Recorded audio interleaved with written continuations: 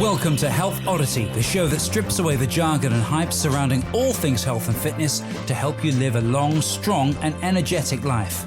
Lining up at the bar this week, here's Peter Lant, Paul Bassett and James St. Pierre.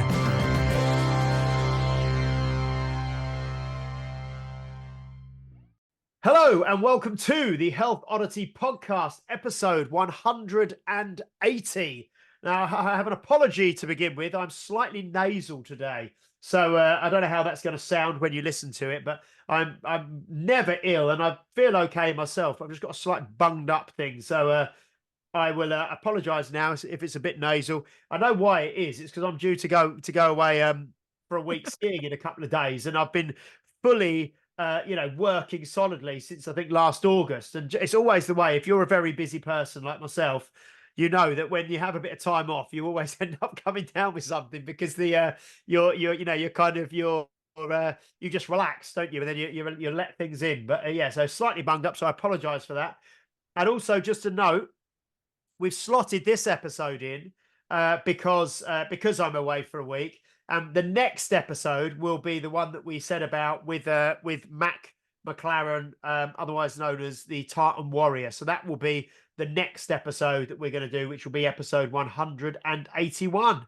So today is just myself and Pete, and we've got some interesting things to kind of discuss and have a discussion around.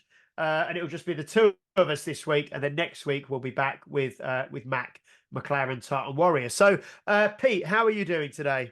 I'm doing very well, thank you. What we've just been talking about is good. It's going to be good.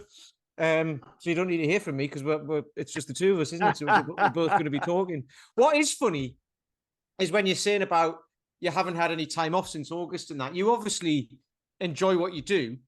And you work hard, but you don't work yourself into the ground. But you still get that thing of winding down because even though you have like you spend a lot of time with the kids and you go to the cinema and stuff like that, your mind can still be on, can't it, with work?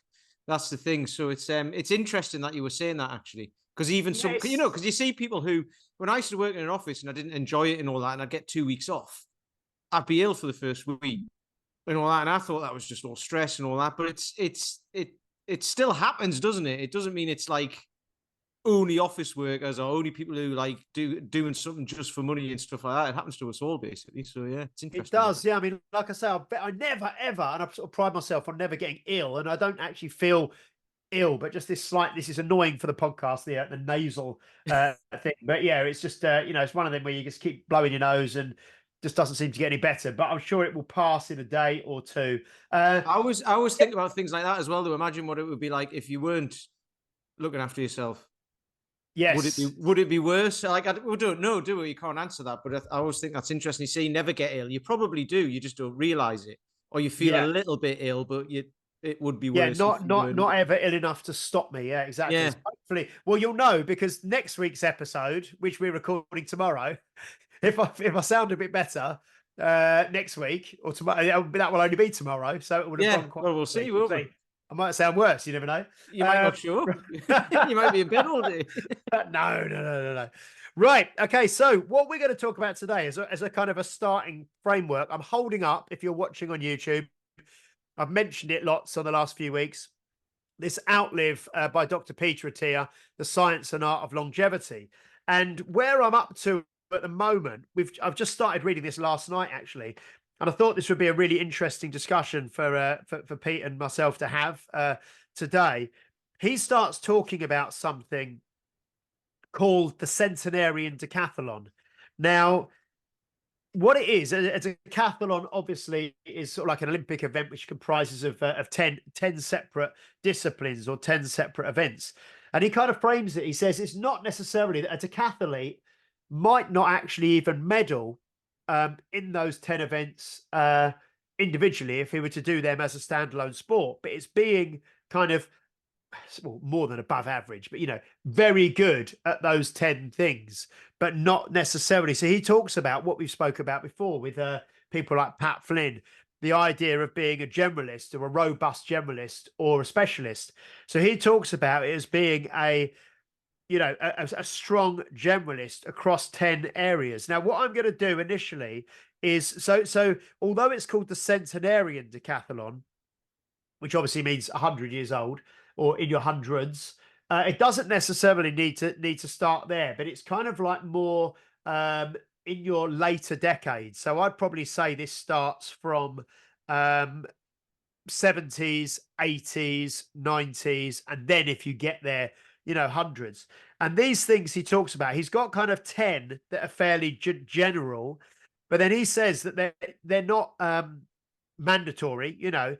Each person needs to think about their life and what they do and certain things that they enjoy doing and come up with your own 10. So we're going to kind of talk around this. And I'll start, if I may, with going over the 10 kind of that he uses as a kind of a loose framework. So he says, and again, this is going to be different if you're in your 70s, your 80s, your 90s, or your hundreds. There will be an inevitable decline decade to decade, but it's where you choose to start. And you may even start looking at these things now, depending on what age you're at. So number 1 was hike 1.5 miles on a hilly trail. Number 2, get up off the floor under your own power, using a maximum of 1 arm for support. Number 3, pick up a young child from the floor. Number 4, carry 2 5-pound, so about 2.5 kilo, 3 kilo bags of groceries for 5 blocks. Number 5, lift a 20-pound suitcase, or think around a kind of 10 kilo suitcase, into the overhead compartment of a plane. So that's when you fly, obviously, your standard kind of hand luggage, being able to put that in the overhead comparment. That's hang on, that's your standard hand luggage right now. By the time we're 100, it'll be like a a thimble full of something. Yes. Yeah. Approximately a 10 kilo, bag, put it overhead. Number 6, balance on one leg for 30 seconds with your eyes open.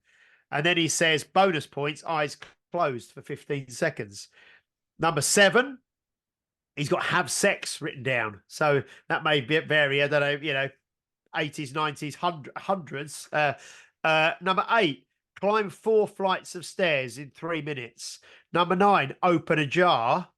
And number 10, do 30 consecutive jump rope skips. So there's 10 different things in there, and some are very, very practical, like, being able to open a jar and pick up a child from the floor.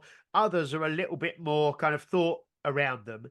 But then he adds, because he's got his own background, so he's added, and he's obviously very kind of fit at the moment and very strong. He's in his 50s at the moment, but he adds another 10 just to give some other kind of ideas. Swim 1/2 mile in 20 minutes. Walk with 30-pound dumbbells, so about 16 kilo in each hand for 1 minute, like a farmer's walk. Draw back and fire a 50-pound compound bow. So he's into archery. So that's a very specific one, but it's a good example of something specific. Do 5 pull-ups, which is, very good. Climb 90 steps in 2 minutes. Dead hang, so just hang from a bar for 1 minute. Drive a race car within 5 to 8% of the pace I can do today. So he obviously races cars as well. Hike with a 20-pound backpack for an hour. Carry my own luggage and walk up a steep hill. So they're kind of some ideas of what things we may pick. But I just thought it was a really interesting kind of concept of looking at what you might want to be able to do when you get older. And obviously starting from now, you have to be able to do, if you want to be able to do those things in your 80s and you're currently in your 40s or your 50s, then that you need to be so much further ahead than those things to allow for an inevitable decline over the coming decades. I'm going to mute myself and let you talk for a bit, Pete. with my nose. And what's your kind of initial thoughts on those kind of things, and how do those things sound to you, and what kind of thoughts do you have around that? I think it's funny because when we talk about longevity and strength training and what have you, you can get caught up in the how fast you can do something, how much you can lift and all that. But in this, the thing like opening a jar, my mum's 80 this year. I had a conversation with her on Sunday. She doesn't get out of the house much. She's just got a walker, like one of those things with wheels on that you can sit on. And she didn't want it because she's like there for old ladies. And we were like, you're nearly 80 years. You know what I mean? It was like, right, okay, but she's got 2 false hips and all that. And my brother gets because he still lives up in Newcastle nearby. But he gets he'll order food for her and get it delivered to her. And the guy who delivered it was great because she's got arthritic. She's broke her wrists and stuff like that. She's got arthritic wrists. She falls over a lot, basically, which is why she's got the walker. And the guy who delivered the stuff brought it all in, obviously, asked her where it wanted to be. And then he said, do you need a hand with anything? She was like, well, can you open the jar of beetroot for me, please? And all that. So he stayed and said, like, do you need me to do anything for you? Which I thought was brilliant. I didn't know that I don't get my shopping delivered because one of my goals, which one of my goals, I've just written these down based off what you said, is to be able to carry my own shopping from wherever I buy it to home, right? That's it. And so she obviously can't do that. And yeah, the guy asking about that is because, there'll be loads of people who buy stuff and then they're like, well, how do I, just very simple stuff. And thinking about that now it's one of those things. If you do that, if you open a jar once a week, the chances are you're going to be able to open a jar next week. It's like if you go for a walk today, the chances are you'll be able to go for a walk tomorrow. Whereas if you don't for ages, then the chances are you'll diminish in whatever capacity it is. And all of these seem to be very simple things. And it takes me back just because something you shared with us a few weeks ago when we had Fabio on. That really did make me think was the standing on one leg and putting on your your pants and your socks and your trousers.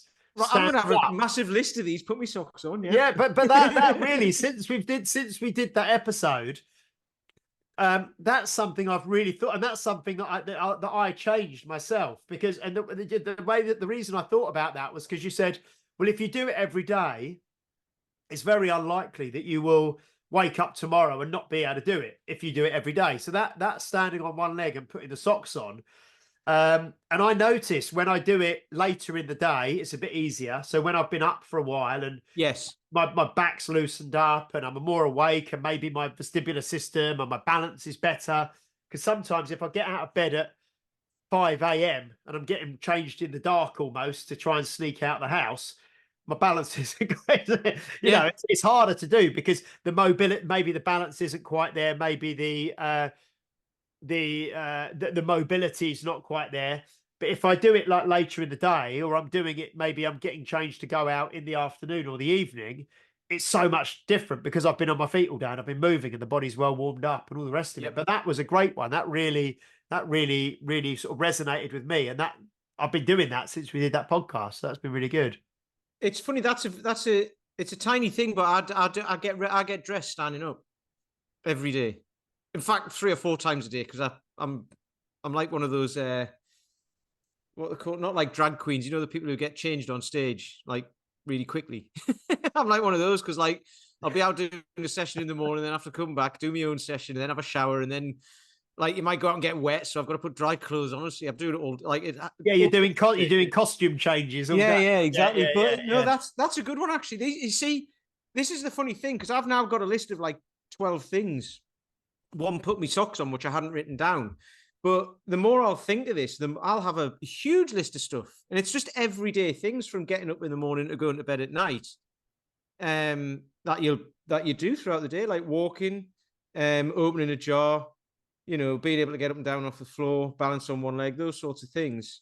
I've even got doing a 3x3 cube in less than a minute because that's a cognitive thing, right? And that was what I was thinking when you were talking about putting your socks on, is that's not just a physical thing, that's a mental thing as well, because it's when I had Tim Anderson on, it's crawling, isn't it? It's a crawling pattern basically, or a walking pattern, which is similar to a crawling pattern. So it's what's good as well is he talks about in the book about the importance of VO2 max and and how there's 2 things that are really good indicators of lowering your all-cause mortality. One being the higher VO2 max, so the fitter you are, cardiovascularly and aerobically. If you're in the kind of the top 50%, I can't remember. I won't pick a number because I'll be making it up. I can't remember the exact figures, but you're so much less likely to die of anything. Yeah. That and then the other one is muscle mass and strength. So it's having the muscle mass there, but also the strength that comes along with muscle mass. So those two factors, and he says a lot throughout the course of the book that exercise and having those things is head and shoulders the greatest predictor of longevity above all else. But he does talk about, and we spoke about this obviously with Dan John and things, the inevitable. There will be everyone, or every single person listening to this podcast now is going to die at some stage, and there will inevitably be a decline as you move through the decades, certainly. And he talks about, I think it's from like mid-70s, mid-70s onwards, there will be a decline as you get older. But if you can start from a much higher place, then that decline, it gives you so much more of a buffer, so that your decline will not be so steep, will not be so fast, and will not be so debilitating. He says, well, look, if you want to have a VO2 max of, say, 30 when you're in your 80s, when you're in your 40s and 50s, it needs to be really good. So you need to, and we say it all the time on this podcast, you need to start thinking about this in your 30s, your 40s, and your 50s, because that's going to determine how fit and how able and how independent and how much you decline in your 60s and your 70s and your 80s and your 90s. So it's really helping me think about things, I suppose, with that longevity mindset. And I think this, because so many people, and we've spoke about it before, we spoke about your physical pension, didn't we, on one episode, and just like a financial pension, you're building up a physical pension so that when you hit a certain age, you're going to be better looked after by the things that you're doing now, I mean, I love the thing about the decline, because if I hadn't started doing what I do now, like when was it, about 10 years ago, 11 years ago, whatever, however long ago it was. So I was in my mid-30s. If I hadn't started then, my decline would be like, I'd be in it now. You know what I mean? So I'm still getting stronger now at 47 than I ever have been, but that's because I never did anything when I was younger. So you can't really compare that, right? Because if I had started when I was younger, I'd be even stronger now, right? And I wouldn't necessarily be the strongest or lifting the heaviest or whatever that I've ever have. I just am because I started late. So the base was actually quite low. But if I hadn't have done that, I'd have been declining since my mid-30s. Whereas I've actually, gone from a lower level to a higher level now. So then my decline is, I'm still on an incline. So when the decline does happen, it'll be happening from wherever I get to. Whereas if I stop now, it'll start now, if that makes sense. So yeah, and I think that one thing that's really positive that I want people to take away from this as well is that it's never too late to start. What I mean? Obviously, the sooner you start, the better. But if you're currently listening and you're in your 50s, you can start now, and it will have an impact on your 60s, your 70s, and your 80s, and your 90s, and so on. It's like you say, where the best time to start is what's the old Chinese 20 proverb? years ago, whatever. Yeah, the best time to plant a tree was 20 years ago. The second best day is today. You know what I mean? Yeah. So one of the guys who comes to me, he's got bullet-shaped hips. Because we realised this, like, when he first came along, he's Scottish as well. So, I mean, he's going to have the Celtic hip. Yeah. But he, although he's half Chinese as well. So actually he should be able to do squats like no problem. So one really good hip and one yeah. But so he's really interesting actually, because when he first started, he's doing squats and stuff like that. And he said, like, oh, he started going to the gym as well. And he was going on the row machine and his hips were getting sore. But that was because if he's got his knees together to bring them up to his chest, he really struggles with that, because obviously the pistol grip hips won't allow that mobility. But if he's doing a squat, he can't squat like ass to grass sort of thing, but he can squat just below parallel. And it doesn't necessarily look like the best squat in the world, but that's because his hips don't allow him to do the best squat in the world. However, it's building strength into that range of motion, right? So he keeps it. And he went to see he went to one of the private hospitals around here 7 or 8 years ago, and had MRIs and stuff like that. And they were like, yeah, you've got bullet shaped hips basically, and you're going to need a hip replacement within 5 years or whatever. That was 7 or 8 years ago. We were talking yesterday actually about this sort of stuff. Just because we were talking about parents getting older and all of this, and I think I've been talking a lot about this actually, because it's the anniversary of my dad dying on Monday, this Monday, so 29th of January, and it's 20 years. So that's like I'm thinking a lot nostalgic. About this. It brings up a lot of things, doesn't it? Nostalgia. I was actually talking to somebody last night as well about the concept that everybody dies, and he struggles with it because he thinks he's like, death is hitting a wall and then you're done. And I was like, I've got it in my mind that you're actually stepping over to something else. And not in a religious way or that, because I'm not religious, but just, for me, that's the story I choose because it makes me feel better. But anyway, this guy was saying so he'd been back to the hospital last year, about 7 or 8 months ago, and it's fine. It's the same. No degradation, no nothing. He's like, and the doctor was like, just keep doing what you're doing. So because he'd started going running as well a couple of years ago, and he said, oh, my hips are getting sore doing that. So he stopped. So he does a lot of walking. He walks up mountains and stuff like that. He goes to Scotland and goes up mountains.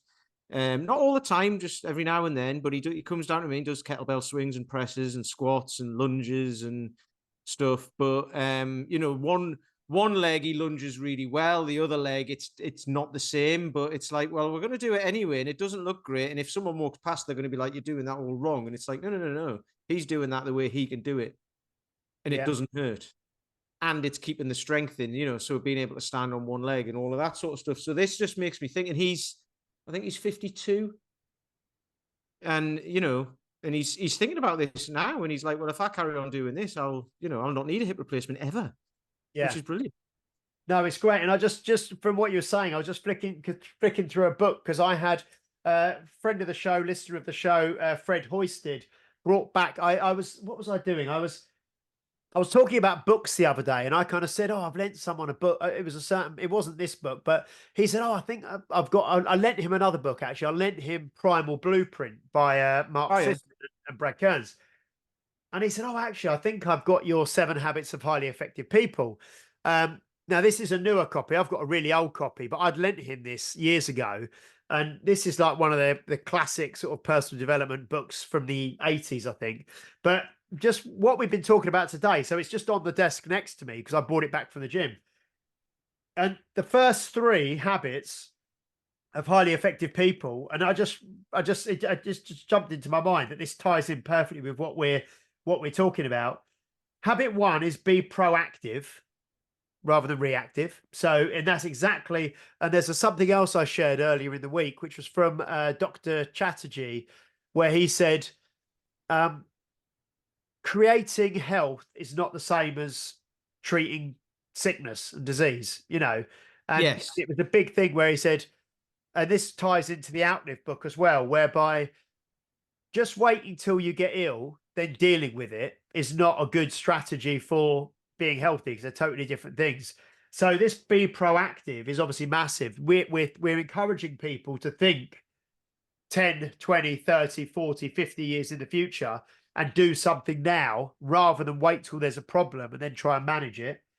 The second habit is begin with the end in mind, which ties in with what we always talk about what's it like in 20 years? How do you want it when you get to your 80s, your 90s, your 100s? How do you want to be? So we're beginning with that long-term focus.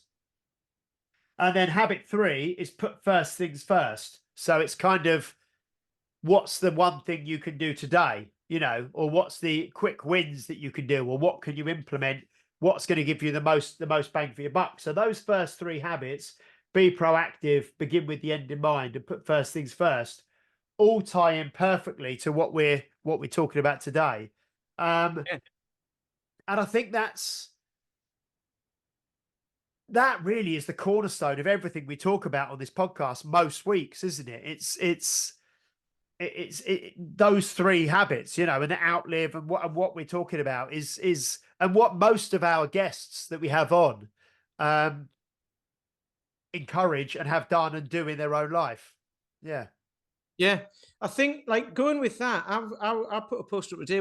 I've been having lots of chat. Honestly, I mentioned this book last week. It's by a guy called Brian Grazer, who is a Hollywood producer.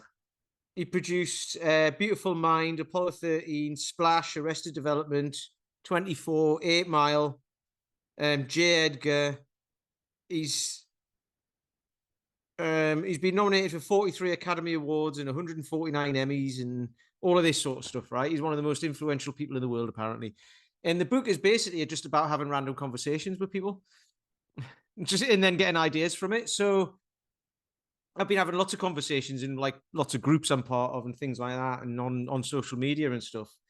And we were talking yesterday about the sweet, and I put a post up about it today about the sweet spot of disconnecting from the outcome, because it'll either happen or not, and you can't control whether it does or not.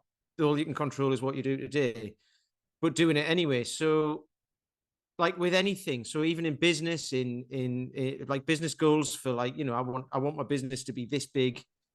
There's not a lot you can do about it apart from just do whatever you need to do today. But if it feels like a struggle, I mean, the thing is as well, you've got to be uncomfortable and all of this sort of stuff as well, right? But it's like, if it feels like an absolute slog every day and it's getting you down and stressed and tired and all that, then it's like, well, is it what you want to do? And it goes back to the thing I did about like when I started Walk Bath was I asked myself two questions. Well, there was 8 questions, and one of them was, what would you do for free? And the other one was, when you look at the world at large, what deeds need doing? So it was like, well, I'll go walking for free, and help the homeless by donating a shelter, right? And it's like, well, I could do something along that, or I could just donate a shelter because they know what they're doing already. They've been doing it for years. So I'll just, that's another side to it. So people get to look after their own health and fitness and mental health and help other people as well.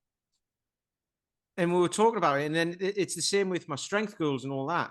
It doesn't matter if I get there or not. I don't care, because I enjoy doing what I'm doing on the way, and I would do it anyway, regardless of whether I've got that goal or not. I'm going to do it anyway, and it's the same. It's the same with both of those. So it's the sweet spot in the middle of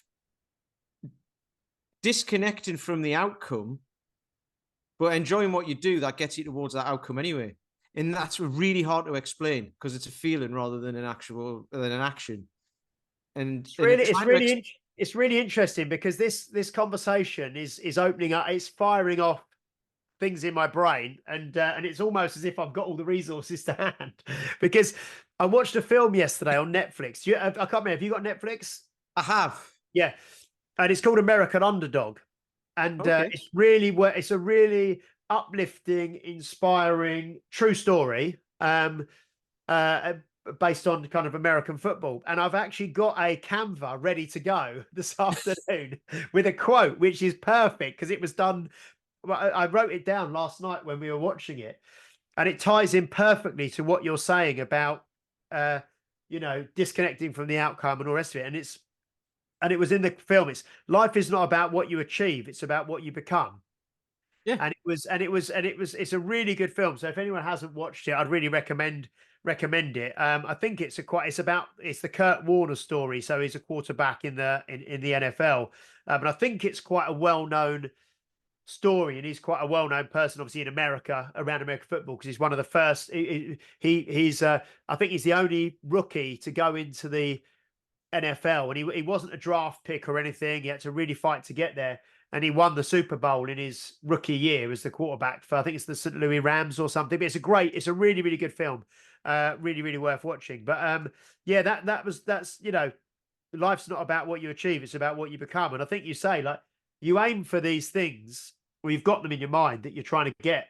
But even if you don't quite get there, what you're going to become and who you're going to become in the process of working towards that goal is far more important than getting that goal in the end, isn't it? You know, it's kind of the person you're becoming and the habits that you're laying and the progress that you're making and all the rest of it, you know? Do you know what? It's funny this because I've been watching a lot of videos on YouTube of Faith No More at the minute, recently. Who, if you don't know who Faith No More are, they're a rock band from the 90s, basically. They kind of disbanded late 90s, I think, and then they got back together and they've been doing tours and stuff like that, and they produced some new stuff. But they're a band of people who are all completely different musically and all come from different places. And in the late 80s, early 90s, they were doing, by the time they'd produced an album and people had got into it and listened to it, they'd moved on. And then the next album would sound completely different. And then the next album, there was 3 albums. There was The Real Thing, which was quite poppy. It was rock music, but like when you listen to it now, it's quite poppy. The next one was Angel Dust, which was like totally different. And it was like a different genre almost. And then they brought out the next album, King for a Day, Fool for a Lifetime, which was like, that would even have, I mean, it even had songs on it that were different within the songs. And each song was slightly like a different genre as well. So it was like those sorts of things. And this is like, it's just experimentation. It's like they were just doing it. And then, you know, they obviously did well and toured and made a load of money, but they weren't doing it for the money. They were doing it just because, like, just to experiment. And this is what I think about, like when you think about successful bands or successful businesses, they're just doing it because they want to do it and they do it anyway. And in the beginning, they're all like sofa surfing and they're all skint. And then they get a record deal or whatever, and the record label's like, don't go and spend the money yet because you never know what's going to happen.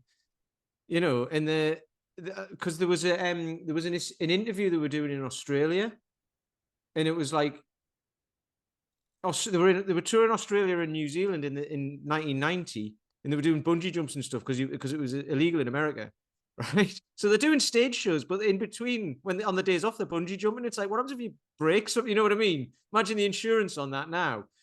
And they were meant to do a skydive as well, but they were saying, no, we're not going to do it. It's too expensive.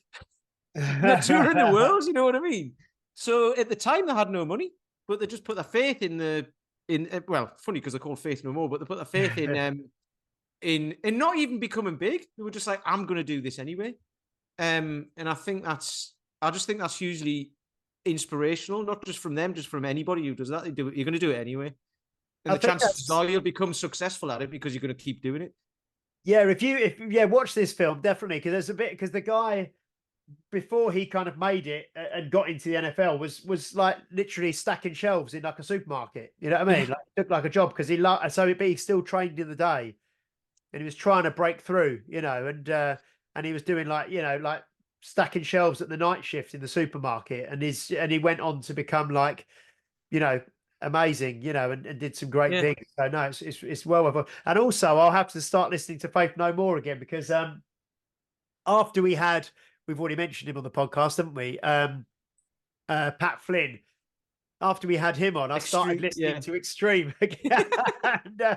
And now I'm going to have to start listening to Faith No More. Obviously, I've heard a lot of Faith No More songs before, but not sat and listened sort of, you know, like you would do an old-fashioned album and you'd listen for track 1 through the whole thing. I'll have to start listening to some of that again, you know? I've had the albums on while I've been training. I've had them on in the background, and actually all my favorites are not my favorites anymore. The new, like I've discovered new stuff again. Yeah. Just by listening to it from it, you know, it's that saying, isn't it? You can't stand in the same river twice. Yeah. Yeah. Because the water's moved and you've moved and all of that. So like now I'm 30 years older, it sounds different because I think of it differently. So it's just really interesting. Yeah. No, that's great. No, so I mean, I think that's this idea of the Centenarian Decathlon is powerful. And what I want people to try and do maybe from this is actually have a think about for themselves, you know, I mean, there's probably going to be standard stuff that is necessary but that's what I liked about it as well. The fact that it wasn't, you mentioned that, you know, the walking up hills and hiking and stuff. It wasn't like, you know, run a mile in under 12 minutes or something. It was, you know, be able to, you know, walk uphill or hike for a mile and a half. You know what I mean? Stuff like that. So very, very accessible things. But People obviously with current different interests, different hobbies. If, for example, you're really into gardening and things like that, it might be that you want to be able to, independently, look after your garden until you're at whatever age, and then that's kind of might be something specific, which is obviously great because you're around nature, you're out in the fresh air, you're being active as well. Gardening requires a lot of mobility, usually getting down onto the floor, getting back up, all the rest of it, carrying things around. So that's a really practical one. But yeah, just want to encourage people to have a think about that, really. And I know I will be as well, as I read the book. And I know you've just made some notes there, Pete, as well. So yeah, I mean, think mine are it ties mine in with mine. everything, doesn't it? Yeah. I think mine are a minimum requirement as well. Yes. Yeah. So actually, I write them down. I'm like, that's what I want to be able to do at least. But the chances are I'll be able to do more. Yeah. I'm trying to think. I listened to another. What was it? Oh, it was the Joe DeFranco, Industrial Strength. And it was kind of like the minimum standards to, you know, to be able to do in your 50s or your 60s, and he was like, right, this was for him, but he was like, yeah, this is the minimum that I want you to be able to do. It wasn't like if you could do more, brilliant, because again, the more you could do in your 40s, your 50s, your 60s, the even with the inevitable decline, the more you'll be able to do in your 60s, your 70s, and your 80s. So no, that's really powerful. No, that's great.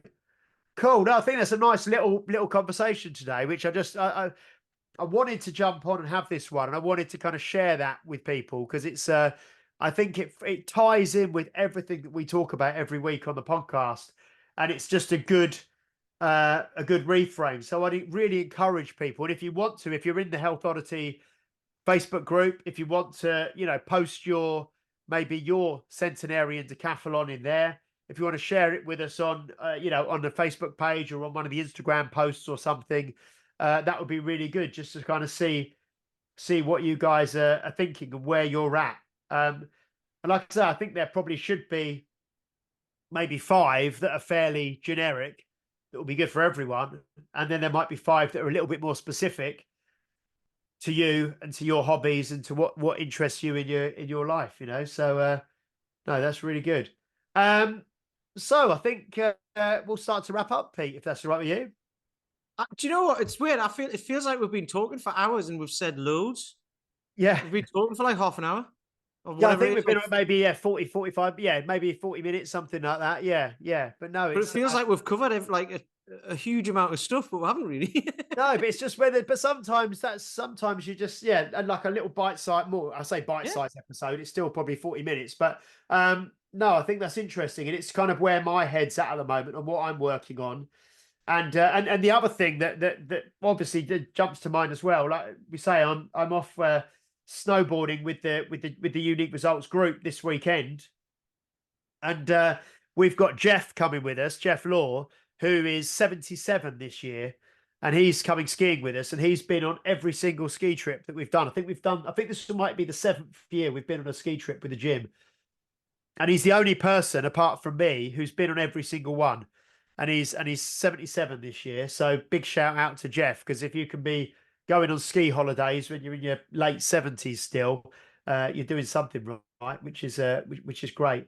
And you're off to watch the Britain's Strongest Man, aren't you, on Saturday in Sheffield?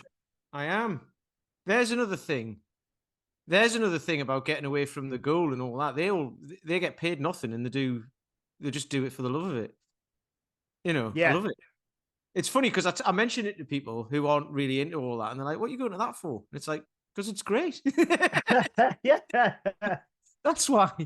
Get this though. I'm going with Sean. Sean booked it because people look at when they ask what you're up to, and you say, "Oh, we're going to this." They look at Sean as if to say, "Oh, you poor woman, you're being dragged along." Having to deal with this. It's like, no, she booked it.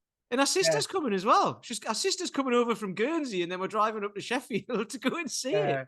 So, I'm not sure if Mark Felix is still. I know he's not doing the world's strongest man anymore, but he might be up there. But he's like 56, 57, isn't he? He's 50. He was 57. I remember because I remember the 7. Yeah. Yeah. So Mark Felix might be there as well, which would be amazing.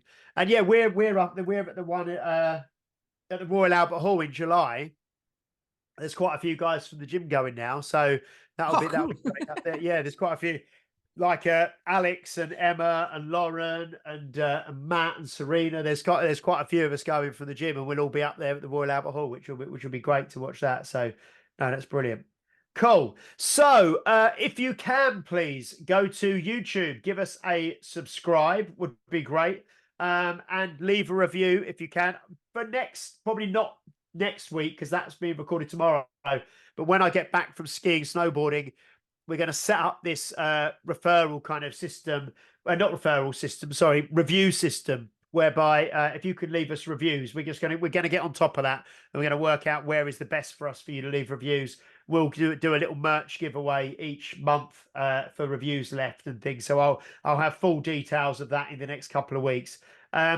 But yes, please do like, share, subscribe, leave a review if you're watching or listening on a platform that allows you to do so. We will be back next week with Mac McLaren, Tartan Warrior. We've also got Mark Hassel and Gareth Doody from Base Gym going to come on together. Yeah. I'm glad. I met Gareth that time we came to. I mean, I say I met him. He was there. Yeah. I don't know if I spoke to him much, but he's that time when John was over. Yeah, maybe the last time. Yeah, 21. And I was thinking after we spoke to Pav, I was like, we need to get him on. Yeah, because we spoke about, because Pav obviously is a member of Base, wasn't she? And they're both the owners, so we're going to get both of them on together. I just heard back from Mark. I'll put that in place. We've got Paul McElroy booked in for February as well. So yeah, loads going on, loads of guests coming up. And so in the meantime, though, have a think about your Centenarian Decathlon and start thinking about that, which is really great. And we will see you next week for episode 181 with Mac McLaren, aka Tartan Warrior. So until then, bye-bye.